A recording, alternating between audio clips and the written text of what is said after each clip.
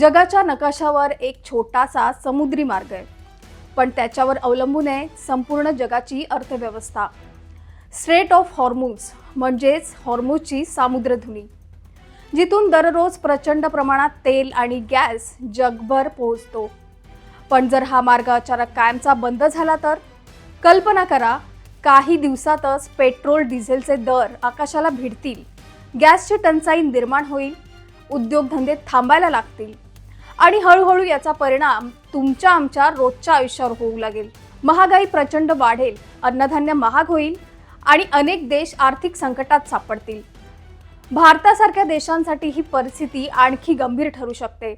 पण भारताप्रमाणेच आणखीनही असे काही बलाढ्य देश आहेत ज्यांच्यावर याचा परिणाम होऊ शकतो. मग नेमकं हॉर्मुझ सामुद्रधुनी बंद झाली तर कोणते देश सर्वात जास्त अडचणीत येतील आणि त्याचा आपल्या आयुष्यावर नेमका काय परिणाम होईल, हे आपण या व्हिडिओतून जाणून घेऊया. नमस्कार, मी कृपा. तुम्ही बघताय टाइम्स नाऊ मराठी. हॉर्मुझ सामुद्रधुनी ही जगासाठी अत्यंत महत्त्वाची आहे. जगातल्या मोठ्या प्रमाणात तेल आणि गॅस याच मार्गाने जातो. जर हा मार्ग कायमचा बंद झाला तर जगभर मोठं ऊर्जा संकट निर्माण होऊ शकतं. इराणसह खाडी देशांची अर्थव्यवस्था कोलमडू शकते. तर तेल आयात करणाऱ्या देशांमध्ये महागाई वाढेल आणि इंधनाची टंचाई निर्माण होईल. ही सामुद्रधुनी इतकी महत्त्वाची काय, यासाठी तिची भौगोलिक रचना कशी आहे ते समजून घेऊया. हॉर्मुझ सामुद्रधुनीची भौगोलिक रचना कशी आहे? हॉर्मुझ सामुद्रधुनी ही भौगोलिकदृष्ट्या खूपच महत्त्वाची आणि वैशिष्ट्यपूर्ण सामुद्रधुनी आहे.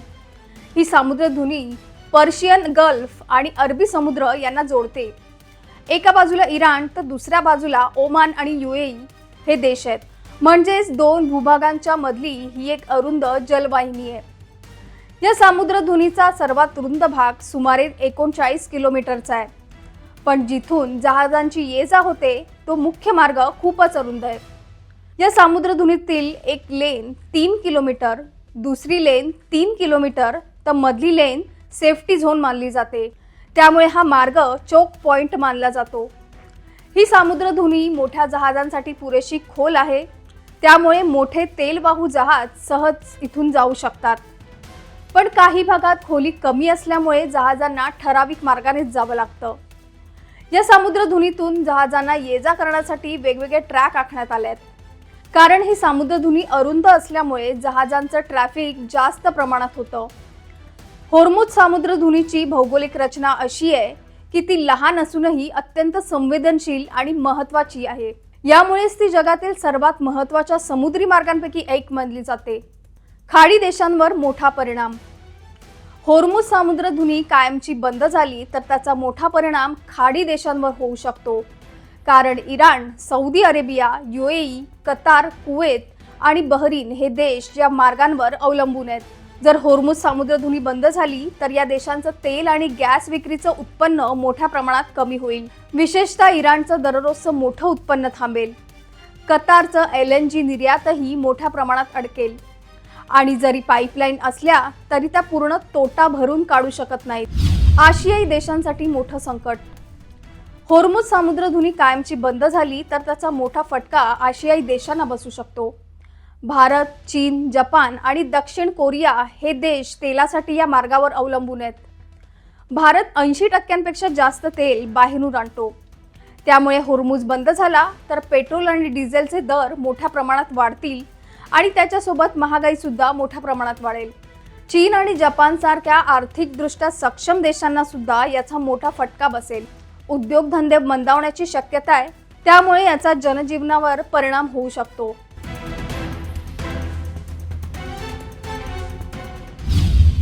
युरोपियन देशांमध्ये सुद्धा अडचणी निर्माण होऊ शकतात.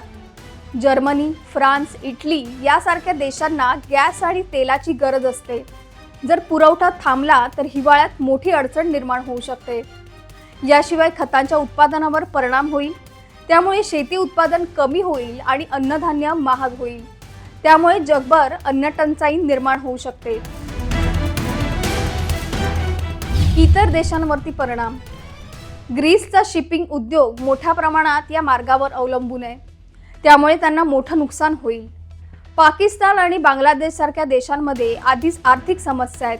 तेल महाग झालं तर त्यांची परिस्थिती आणखी खराब होईल. गरीब देशांसाठी तर इंधन आणि वीज पुरवणंही कठीण होऊ शकतं.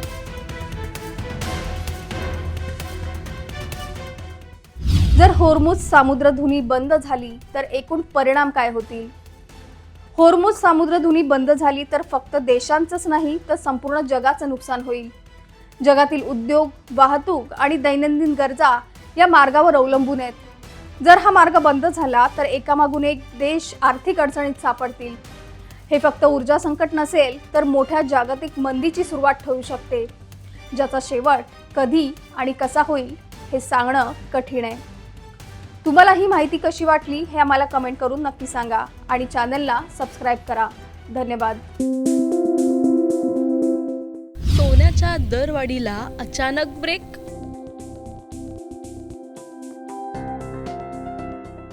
चार आठवड्यांच्या तेजीनंतर मोठी घसरण. गुंतवणूकदार संभ्रमात. पुढे काय होणार? सोनं, जे सुरक्षित गुंतवणुकीचं प्रतीक मानलं जातं, गेल्या काही आठवड्यांपासून सातत्याने वाढत होतं. पण अचानक बाजारात काहीतरी बदललं आणि ज्याची अपेक्षा नव्हती तसं घडलं. 4 आठवड्यांची तेजी आणि आता अचानक घसरण. नेमकं काय बदललं बाजारात? आणि सर्वात मोठा प्रश्न, ही फक्त तात्पुरती घसरण आहे की मोठ्या घडामोडींची सुरुवात आहे? जाणून घेणार आहोत या व्हिडिओमधून. त्यामुळे हा व्हिडिओ शेवटपर्यंत नक्की पहा आणि टाइम्स नाऊ मराठीच्या सर्व माध्यमांना सबस्क्राईब आणि फॉलो करायला विसरू नका.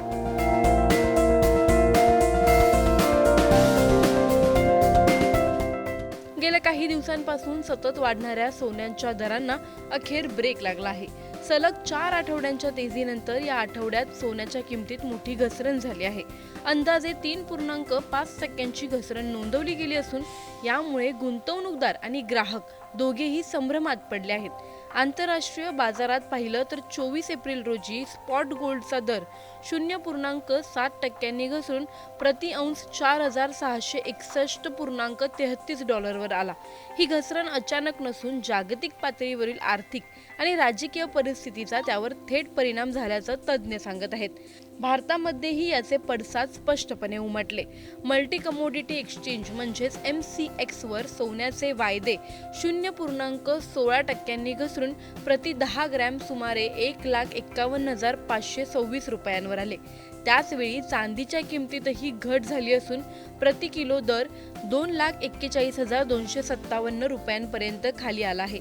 इंडियन बुलियन अँड ज्वेलर्स असोसिएशनच्या आकडेवारीनुसार 25 एप्रिल रोजी 24 कॅरेट सोन्याचा दर 1,51,479 रुपये प्रति 10 ग्रॅम आहे. 22 कॅरेट सोनं 1,50,872 रुपये, 20 कॅरेट 1,38,775 रुपये, 18 कॅरेट 1,13,609 रुपये तर 14 कॅरेट सोनं 88,615 रुपये प्रति 10 ग्रॅम या दराने विकलं जात आहे.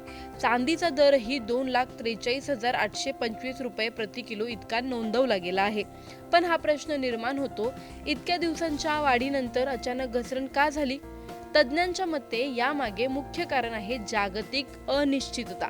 अमेरिका आणि इराण यांच्यातील चर्चेत ठोस प्रगती न झाल्यामुळे बाजारात संभ्रम निर्माण झाला आहे. यामुळे गुंतवणूकदारांनी सुरक्षित पर्याय म्हणून डॉलरकडे वळण घेतलं आहे. डॉलर मजबूत झाल्यावर सोनं आणि चांदीवर दबाव येणं स्वाभाविक आहे. याशिवाय कच्च्या तेलाच्या वाढत्या किमतींमुळे महागाईचा धोका वाढतो आहे. त्यामुळे गुंतवणूकदार सध्या वेट अँड वॉचच्या भूमिकेत आहेत. म्हणजेच पुढील काही दिवस बाजार कोणत्या दिशेने जाईल हे स्पष्ट होईपर्यंत ते मोठे निर्णय घेण्यास टाळाटाळ करत आहेत. लग्नसराईचा हंगाम सुरू असताना ही घसरण ग्राहकांसाठी एक प्रकारे सुवर्ण संधी मानली जात आहे. अनेक जण या दरात खरेदी करण्याचा विचार करत आहेत, पण दुसरीकडे गुंतवणूकदार अजूनही सावध आहेत, कारण बाजारात असलेली अनिश्चितता अजून संपलेली नाही. ही घसरण फक्त काही दिवसांची आहे की अजून मोठी पडझड बाकी आहे? डॉलर मजबूत होत राहिला तर सोनं आणखी स्वस्त होणार का, की अचानक एखादी जागतिक घटना आणि पुन्हा सोनं गगनाला भिडणार? गुंतवणूकदारांनी आत्ताच खरेदी करावी की थोडं आणखी थांबावं? सोनं खरंच अजून सुरक्षित गुंतवणूक आहे की बदलत्या जगात त्याची चमक कमी होत चालली आहे? तुम्हाला याबद्दल काय वाटतं आम्हाला कमेंटमध्ये नक्की कळवा. व्हिडिओ आवडल्यास लाईक व शेअर करायला विसरू नका. तसंच अशा नवनवीन अपडेट्ससाठी व माहितीपूर्ण व्हिडिओजसाठी टाइम्स नाऊ मराठीला नक्की फॉलो करा.